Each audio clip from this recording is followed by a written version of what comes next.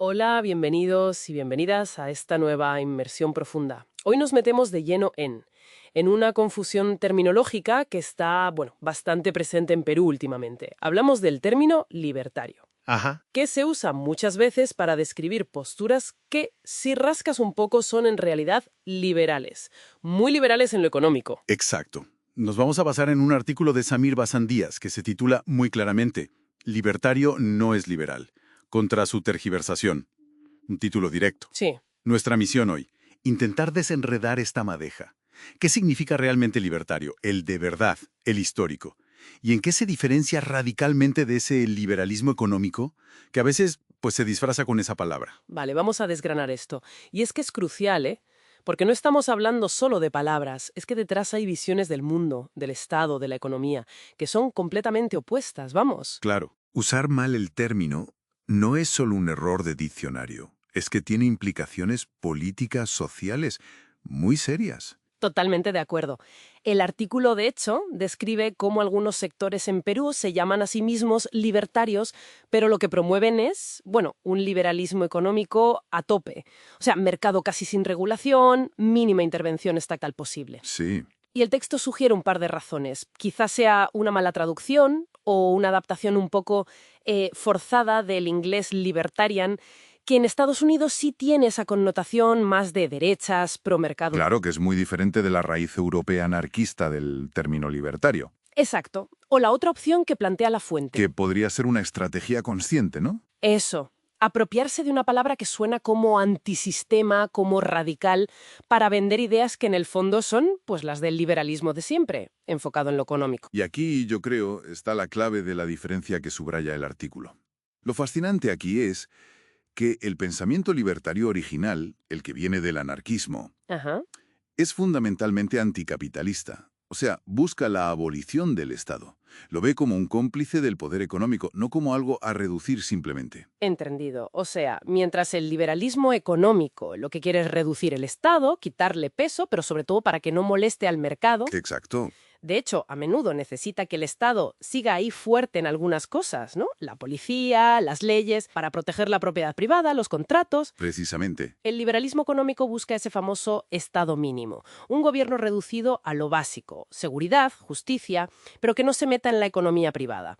En cambio, el libertario de raíz anarquista ve al Estado y al capitalismo como dos caras de la misma moneda opresora. Claro. La confusión, como decías, viene en parte de ese contexto de EU, donde libertarian se asocia a esa derecha económica, antiimpuestos, que poco tiene que ver con el libertario anarquista europeo. Y aquí es donde se pone realmente interesante, porque esta confusión no es inocente, ¿verdad? Tiene consecuencias prácticas en Perú, según describe la fuente. Este falso libertariánico, que es más bien un neoliberalismo radical, Sí, en esencia sí. mm, pues acaba impulsando agendas que benefician a intereses privados muy concretos. Y esto se puede traducir, bueno, en propuestas para quitar derechos laborales, privatizar servicios públicos, debilitar leyes ambientales. Claro. Todo bajo una etiqueta que suena a cambio radical, pero que en la práctica pues refuerza ciertas estructuras de poder económico. El artículo también nombra la influencia de figuras de fuera, como Milei en Argentina, que han ayudado a, bueno, a popularizar esta versión renombrada de liberalismo. Y si conectamos esto con el panorama general, si miramos los fines últimos que describe la fuente, el contraste es todavía más bestia. El libertario anarquista quiere eliminar todas las jerarquías, todas, las del Estado y las económicas, Todas. y propone alternativas, ¿no? Comunidades autónomas, cooperación, horizontalidad, vamos, sociedades sin jefes ni mandos.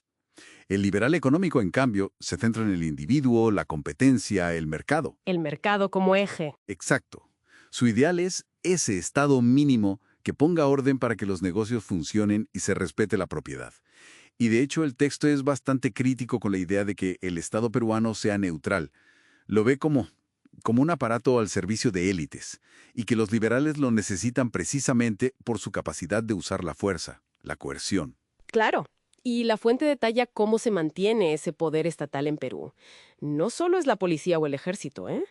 También habla de mecanismos más sutiles, el clasismo, el racismo estructural, y conseguir una especie de de validación de la ciudadanía, muchas veces a través de las elecciones, que acaba manteniendo un sistema desigual.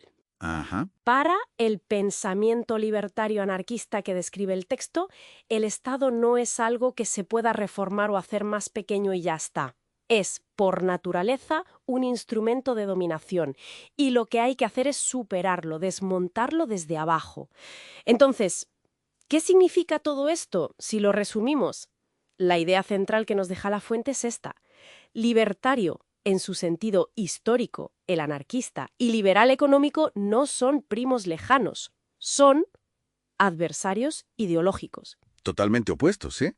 Uno busca la abolición del Estado y del capitalismo. El otro busca que el capitalismo funcione lo mejor posible con la mínima intervención del Estado, pero ojo, necesitando a ese Estado para mantener el orden que le interesa. Una distinción que parece fundamental dejar clara, la verdad. Sí, y para ir cerrando, el artículo menciona una cita muy potente, yo creo, de Gustav Landauer, un pensador anarquista. Dice algo así como: el Estado no es algo que se destruye con una revolución, sino una condición, una cierta relación entre los seres humanos. Se destruye contrayendo otras relaciones, comportándose de otra manera. Otras relaciones, comportándose de otra manera. A veces se resume como construyendo otra cosa en su lugar. Y esto plantea una cuestión importante, ¿no?, para quien nos escucha. A ver, más allá de aclarar los términos, que ya hemos visto que es necesario, ¿cómo serían esas otras relaciones? Esas otras cosas que se podrían construir en lugar del Estado desde esa visión libertaria anarquista que describe el texto. ¿Qué significaría en la práctica ir más allá de solo querer un Estado más pequeño? Y empezar a construir activamente alternativas a su lógica, desde abajo. Ahí queda esa reflexión. Interesante.